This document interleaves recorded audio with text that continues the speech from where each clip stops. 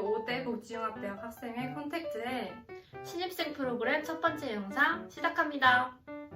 저희는 설문조사에서 가장 요청을 많이 주신 학교생활 꿀팁! 그 중에서도 학업에 관한 이야기를 해볼까 해요. 유림이는 사회복지학부라 외워야 하는 양도 많을 것 같은데 어떻게 공부하는 편이야?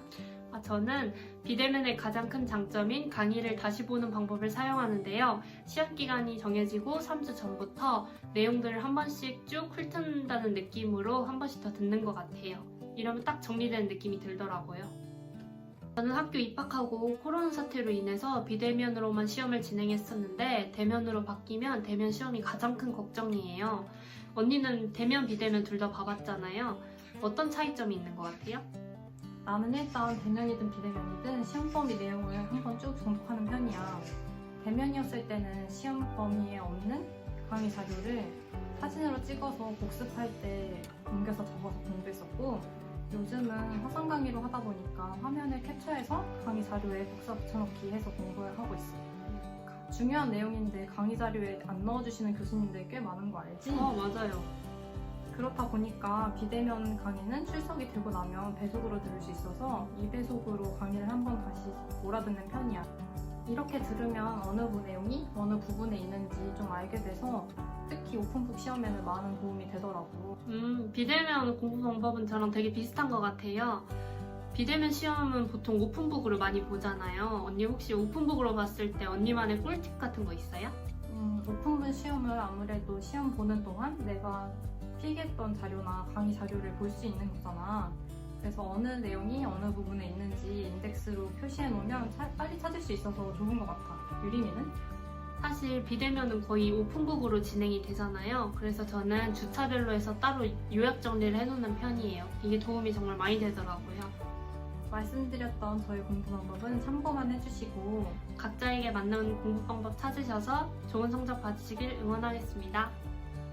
화이팅! 안녕하세요. 저희는 여러분들이 궁금해하시는 꿀팁 중 시간표에 대해 이야기해볼 기획차장 백준아. 회장 신승환입니다.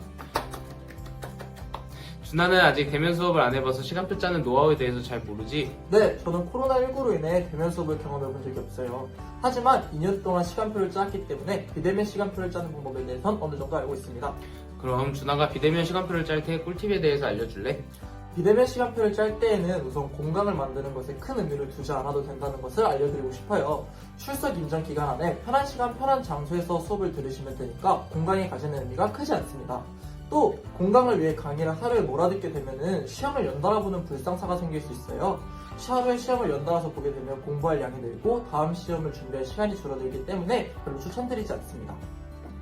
하지만 여기서 포인트! 언제 대면 수업으로 변경될지 모르니 이 점 꼭 유의해서 시간표 짜주시면 감사하겠습니다. 그럼 이제 대면 시간표 꿀팁을 얘기해볼까요? 대면일 때는 우선 공강이 제일 중요할 거라고 생각을 해요. 공강의 경우 저는 개인적으로 수요일 공강을 좋아하는데 이유는 일주일에 중간에 껴있기 때문에 지친 몸에 여유를 가질 수 있는 시간을 벌 수 있어서 좋은 것 같아요. 하지만 대부분 학생들이 금요일 공강을 많이 만드시는데 자기 일정 고려해서 자유로운 공강 요일을 정하시는 게 좋을 것 같습니다. 더 중요한 부분은 일단 식사 시간을 놓치지 않는 게 가장 중요하다고 생각해요. 오전, 오후 수업을 연강으로 넣게 되면 중간에 식사 시간이 없을 수도 있으니 이 점도 꼭 유의해 주시면 좋을 것 같습니다. 또한 통학하시는 분들은 일찍 집에 가고 싶다 하시면 시간표를 오전으로 몰아넣는 것도 좋은 방법이라고 생각합니다. 마지막으로 저희 학교가 언덕으로 되어 있어서 각 관마다 거리 차이가 좀 있어요. 학교 제일 앞에 있는 샬롬관부터 이제 가장 위에 있는 이공관 경천관까지 걸어가는데 한 10분 정도 소요되니 이러한 부분도 고려해서 시간표를 짜시면 좋을 것 같습니다. 강의 텀이 너무 빠듯하다면 몸이 너무 힘들지 않을까요? 대면 시간표 짜는 것도 보통 일이 아니네요. 아 맞다! 마지막으로 수강 신청이 걱정되시는 분들을 위한 꿀팁! 아이로드맵이 있어요. 아이로드맵을 작성하게 되면 본인이 듣고 싶은 전공 수업을 수강 신청을 할 때 훨씬 용이하게 하실 수도 있고 비급과 마일리지도 받으실 수 있으니까 참고해 주시면 감사하겠습니다. 신입생 여러분, 위의 내용들을 잘 참고해서 이 학교 시간표 성공적으로 완성하시길 기원하겠습니다. 그럼 이제 안녕! 마지막으로 저희의 또 하나의 학교생활 꿀팁! 대면에서도 유용하지만 비대면에서는 필수적이라고 볼 수 있는 노트북과 아이패드의 사용 꿀팁에 대해 알려드리도록 하겠습니다. 와! 비교 전에 저희가 쓰고 있는 제품을 알려드리자면 저는 아이패드 에어 4를 사용하고 있고 저는 삼성 노트북 펜 S를 사용하고 있습니다. 이유야, 아이패드의 꿀팁과 장점에는 어떤 것들이 있어? 우선 아이패드의 최대 장점은 가볍고 노트북보다 부피가 적어 들고 다니기 편하다는 점이야. 꿀팁은 2가지 정도를 알려줄게. 첫 번째 꿀팁은 USB 연결이 가능한 허브 케이블과 블루투스 키보드를 함께 사용하는 거야. 보통 허브 케이블에는 이렇게 마우스와 USB를 연결해 놓고 사용해. 그리고 블루투스 키보드를 사용하면 타이핑도 가능해서 노트북처럼 쓸 수 있다고. 헐, 정말 완전 좋다. 두 번째 꿀팁은 코스모스로 강의를 들을 땐 스플릿뷰가 실행되지 않지만 인터넷으로 접속해서 강의를 들으면 스플릿뷰가 활용되어서 필기도 함께 가능하다는 점이야. 정말 좋지? 아이패드를 사기 전에는 살까 말까를 많이 고민했는데 막상 사고 나니까 편리한 점이 너무 많아서 난 지금 아주 만족하면서 사용하고 있어. 그렇구나. 아이패드도 노트북처럼 사용 가능하다니 진짜 좋은데? 그럼 이제 내가 노트북의 장점과 꿀팁에 대해서 알려줄게. 먼저 노트북은 과제와 같이 타이핑이 많을 때 빠르게 문서 작업을 할 수 있어. 또 자료를 빠르고 쉽게 만들 수 있다는 것이 장점이야. 첫 번째 꿀팁은 키보드에 먼지나 액체가 들어가는 것을 막아주는 키스캔을 끼는 거야. 키스캔은 타이핑 소리를 조용하게 할 수 있기 때문에 도서관이나 강의실에서는 꼭 끼는 게 좋아.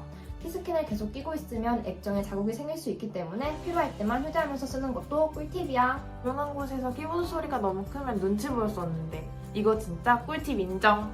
두 번째 꿀팁은 구매와 관련된 꿀팁인데, 노트북은 아이패드처럼 필기가 안 되는데 요즘 삼성에서는 이렇게 터치스크린이나 펜이 있고 태블릿으로도 쓸 수 있는 노트북이 나오는데 이건 타이핑과 동시에 필기도 할 수 있으니 구매에 참고해. 아, 이렇게 꿀팁을 듣고 나니 노트북을 더 잘 사용할 수 있을 것 같아. 마지막으로 공통적인 구매 팁을 알려드리자면 학생 복지 스토어에서 학생 인증 후 구매하시면 더욱 싼 가격으로 구매하실 수 있으니 참고해주세요. 저희의 꿀팁이 도움이 되셨다면 구독과 좋아요 부탁드려요. 그리고 어디까지나 저희의 주관적인 팁을 설명해 드린 것이기 때문에 어떤 것이 더 좋다는 정답은 없습니다. 참고만 해주세요. 노트북, 아이패드의 장점과 꿀팁을 잘 활용하여 실용적이고 편리한 학교 생활이 되길 바랍니다. 그럼 안녕!